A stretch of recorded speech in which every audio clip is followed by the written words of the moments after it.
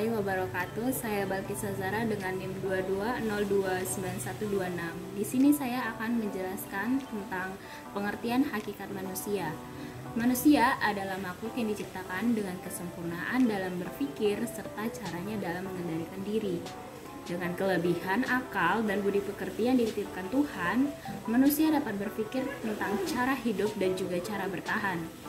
Menurut bahasa, hakikat berarti kebenaran atau sesuatu yang sebenar-benarnya. Dapat juga dikatakan hakikat itu adalah inti dari segala sesuatu atau yang menjadi jiwa sesuatu. Manusia adalah makhluk ciptaan Allah yang paling sempurna. Kesempurnaan yang dimiliki manusia merupakan hasil dari fungsi dan tanggung jawabnya sebagai khalifah di muka bumi. Jadi, hakikat manusia adalah kebenaran manusia itu sendiri dan sebagai makhluk ciptaan Allah. Baiklah, saya akan menjelaskan tentang hakikat manusia menurut Al-Quran. Yang pertama yaitu manusia sebagai hamba Allah. Manusia sebagai hamba Allah diwajibkan untuk mengabdi dan menyembah Allah, karena Allah adalah pencipta alam semesta. Allah memiliki hak yaitu untuk disembah, bukan untuk disekutukan dengan yang lain. Bentuk pengabdian kita kepada Allah yaitu dengan menjalankan semua perintahnya dan meninggalkan semua larangannya. Bentuk pengabdian kita ini bukan hanya sekedar ucapan atau perbuatan saja, melainkan keyakinan dan ketulusan hati kita, sebagaimana dijelaskan dalam surah Al-Bayyinah ayat 5, yang artinya padahal mereka hanya diperintahkan menyembah Allah dan ikhlas menaatinya semata-mata karena menjalankan agama, dan juga agar melaksanakan salat dan menunaikan zakat, dan yang demikian itulah yang dinamakan agama yang lurus. Yang kedua yaitu manusia sebagai anas atau manusia. Konsep anas ini mengacu kepada hubungan manusia dengan manusia dan hubungan manusia dengan lingkungan sekitarnya. Allah menciptakan manusia berpasang-pasangan, seperti yang dijelaskan dalam surah An-Nisa ayat 1, yang artinya, wahai manusia, bertakwalah kepada Tuhanmu yang telah menciptakan kamu dari diri yang satu, Adam, dan Allah menciptakan pasangannya, Hawa, dari dirinya, dan dari keduanya Allah mengembangbiakkan laki-laki dan perempuan yang banyak. Bertakwalah kepada Allah yang dengan namanya kamu saling meminta, dan peliharalah hubungan kekeluargaan. Sesungguhnya Allah selalu menjaga dan mengawasimu. Selanjutnya Allah juga menjelaskan dalam surah Al-Hujurat ayat 13, yang artinya, wahai manusia, sungguh kami telah menciptakan kamu dari seorang laki-laki dan seorang perempuan. Kemudian kami jadikan kamu berbangsa-bangsa dan bersuku-suku agar kamu saling mengenal. Sesungguhnya yang paling mulia di antara kamu di sisi Allah ialah orang yang paling bertakwa. Sungguh Allah Maha Mengetahui, Maha Teliti. Dari dalil di atas dapat disimpulkan bahwa manusia adalah makhluk sosial, yang dimana makhluk sosial itu berarti manusia membutuhkan manusia lain atau hal lain yang di luar untuk membantu mengembangkan potensi yang ada pada diri manusia itu sendiri agar bisa menjadi bagian dalam lingkungan dan masyarakat. Selanjutnya, yang ketiga, manusia sebagai khalifah Allah. Manusia sebagai khalifah Allah dijelaskan dalam Al-Baqarah ayat 30, yang artinya, dan ingatlah ketika Tuhanmu berfirman kepada para malaikat, aku hendak menjadikan khalifah di bumi, maka mereka berkata, apakah engkau hendak menjadikan orang yang merusak dan menumpahkan darah di sana, sedangkan kami bertasbih memujimu dan menyucikan namamu? Dia berfirman, sungguh aku mengetahui apa yang tidak kamu ketahui. Menurut ayat di atas, khalifah yang diberikan Allah kepada manusia itu adalah sebuah anugerah, dan Allah juga memberikan amanah kepada manusia itu agar bisa dipertanggungjawabkan di akhirat kelak. Manusia dijadikan Allah sebagai khalifah untuk menjaga dan memelihara serta memanfaatkan hasil yang ada di bumi ini untuk keberlangsungan hidupnya. Selanjutnya yang keempat yaitu manusia sebagai Bani Adam. Sebutan manusia sebagai Bani Adam ini mengacu kepada penekanan bahwa kita berasal dari keturunan Nabi Adam. bukan dari hasil evolusi makhluk lain, seperti yang dijelaskan dalam teori Charles Darwin. Hal ini membuktikan bahwa manusia memiliki hubungan persaudaraan yang sangat dekat karena berasal dari hal yang sama. Biarpun kita memiliki perbedaan yang banyak seperti perbedaan ras, agama, sosial, dan budaya, pada hakikatnya kita adalah satu atau sama. Dalam surah Al-A'raf dijelaskan, yang artinya, wahai anak cucu Adam, sesungguhnya kami telah menyediakan pakaian untuk menutupi auratmu dan untuk perhiasan bagimu, tetapi pakaian takwa itulah yang lebih baik. Demikianlah sebagian tanda-tanda kekuasaan Allah, mudah-mudahan mereka ingat. Selanjutnya yang kelima, yaitu manusia sebagai al-insan. Konsep manusia sebagai al-insan ini mengacu kepada potensi yang Allah berikan kepada kita, antara lain kemampuan berbicara seperti yang dijelaskan dalam surah Ar-Rahman ayat 4, yang artinya mengajarnya pandai berbicara, kemudian menguasai ilmu pengetahuan dengan proses tertentu, dan lain-lain. Selain memiliki sikap positif, manusia itu juga memiliki sifat negatif, yaitu lupa, sebagaimana dijelaskan dalam surah Hud ayat 9, yang artinya, dan jika kami berikan rahmat kami kepada manusia, kemudian rahmat itu kami cabut kembali, pastilah dia menjadi putus asa dan tidak berterima kasih. Selanjutnya yang keenam, manusia sebagai al-bashar atau makhluk biologis. Hasan Langgulung mengatakan bahwa makhluk biologis manusia ini terdiri dari satu unsur, yaitu jasmani atau memiliki fisik yang keras atau ragawi. Makhluk jasmani manusia disebut makhluk jasmani secara umum karena manusia disebut makhluk jasmani dan terikat dengan kaidah-kaidah biologis seperti tidur, berkembang biak, memiliki fase bertumbuh dan berkembang, dan makan untuk bisa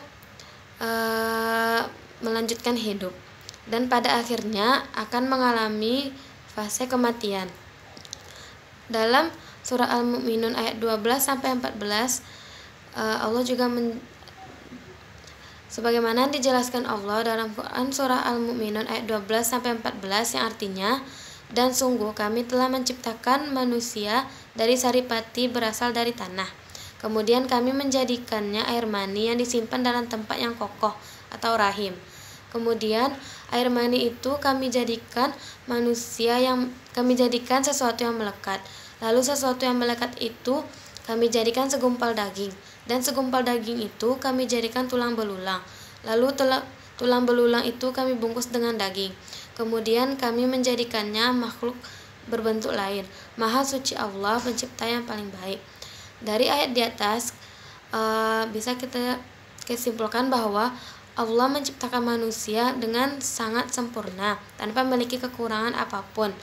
Dan Allah juga menciptakan hal terpenting dalam diri manusia itu sendiri, yaitu memiliki akal pikiran dan hati nurani yang tidak dimiliki oleh makhluk hidup lainnya. Dan manusia juga akan mempertanggungjawabkan atas semua yang Allah berikan kepada diri manusia itu sendiri pada di akhirat kelak. Baiklah, saya akan menjelaskan materi mengenai sifat-sifat hakikat manusia. Sifat-sifat hakikat manusia adalah ciri khas ataupun karakteristik yang dimiliki oleh manusia yang membedakan manusia dengan makhluk hidup lainnya. Walaupun secara biologis, manusia sering disamakan dengan hewan. Dan beberapa pakar pun mengatakan bahwa manusia berasal dari hewan. Berikutnya adalah wujud sifat hakikat manusia. Menurut Umar Tirta Harja, terdapat 8 wujud sifat hakikat manusia. Yang pertama, kemampuan menyadari diri sendiri. Hal ini berarti kemampuan manusia dalam memahami dan menyadari potensi dalam dirinya sehingga nantinya dapat dikembangkan dan kehidupan tersebut dapat berjalan lebih baik dari sebelumnya. bahkan dapat mencapai kesempurnaan. Yang kedua adalah kemampuan bereksistensi. Kemampuan ini dapat berguna bagi dirinya maupun bagi lingkungan sekitarnya. Dan kemampuan ini sangat erat kaitannya dengan kemampuan pada poin 1. Yang ketiga, memiliki kata hati. Dengan kata hati, manusia memiliki kemampuan dalam membuat keputusan tentang yang baik dan benar. Dan hal ini juga berpengaruh terhadap dirinya maupun terhadap lingkungan sekitarnya. Kata hati merupakan petunjuk bagi perbuatan yang moral. Kata hati akan terlihat dari kepekaan emosi seseorang. Dan yang keempat adalah memiliki moral. Moral merupakan nilai-nilai kemanusiaan.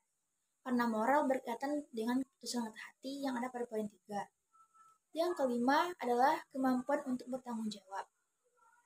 Yang keenam yaitu memiliki rasa kebebasan. Kebebasan yang dimaksud adalah kebebasan yang tidak melanggar nilai kebudayaan dan tidak melanggar norma-norma di lingkungan sekitar. Yang ketujuh adalah kesediaan melaksanakan kewajiban dan menyadari haknya. Maksudnya adalah manusia tersebut adalah makhluk sosial, artinya saling berhubungan antara manusia satu dan manusia lainnya. Dan sebagai makhluk sosial, kita harus menyadari apa kewajiban kita dan jangan asal meminta hak kita tanpa melakukan kewajiban kita. Yang kedelapan adalah kemampuan dalam menghayati kebahagiaan. Kebahagiaan merupakan kesanggupan jiwa yang terangkum dalam rangkaian usaha, norma, serta takdir. Materi berikutnya adalah pandangan beberapa aliran tentang hakikat manusia. Yang pertama, pandangan psikoanalitik dari Esprit. Esprit menyatakan bahwa terdapat 3 komponen dalam kepribadian manusia. Yang pertama adalah ID. ID merupakan suatu dorongan ataupun keinginan manusia untuk mencapai kenikmatan hidup. Yang kedua adalah ego. Ego akan menjadi jembatan antara ID dengan dunia luar. Yang muncul ke dunia luar dari manusia disebut dengan ego. Yang ketiga adalah superego. Superego merupakan pengawas tingkah laku individu dalam berinteraksi dengan lingkungannya. Atau dalam Al-Quran yang menjadi dasar dari superego disebut dengan nurani atau kalbu manusia. Di sini saya akan menjelaskan pengertian hakikat manusia menurut pakar. Yang pertama yaitu menurut Plato. Hakikat manusia merupakan makhluk yang memiliki 3 unsur, yaitu ruh, nafsu, dan rasio, di mana ruh merupakan simbol kebaikan, nafsu sebagai simbol keburukan, dan penggunaan kedua unsur tersebut kemudian dikontrol dan dikendalikan oleh rasio. Nah, yang kedua, menurut M.G. Lanchfeld, hakikat manusia adalah makhluk yang memiliki sifat sosial, individualitas, dan moralitas, yang mana sifat tersebut menjadi dasar dan tujuan dari kehidupan manusia yang sewajarnya, atau menjadi dasar dan tujuan dari kehidupan manusia yang sewajarnya, atau menjadi dasar dan tujuan setiap orang dan kelompoknya. Dengan keberadaan sifat itu pula, maka setiap manusia akan saling membutuhkan. Yang ketiga, menurut Thomas Hobbes, hakikat manusia adalah keberadaan kontrak sosial dari manusia itu sendiri, yaitu setiap orang harus menghargai dan menjaga hak orang lain. Nah, yang keempat, menurut Hun Tzu, manusia pada hakikatnya adalah jahat. Oleh karenanya, untuk mengembangkannya perlu latihan dan disiplin yang keras, terutama disiplin kepada tubuhnya. Nah, yang kelima, menurut Agustinus, manusia merupakan kesatuan jiwa dan badan yang dimotivasi oleh prinsip kebahagiaan. Semuanya itu diwarnai oleh warisan dari pendahulunya.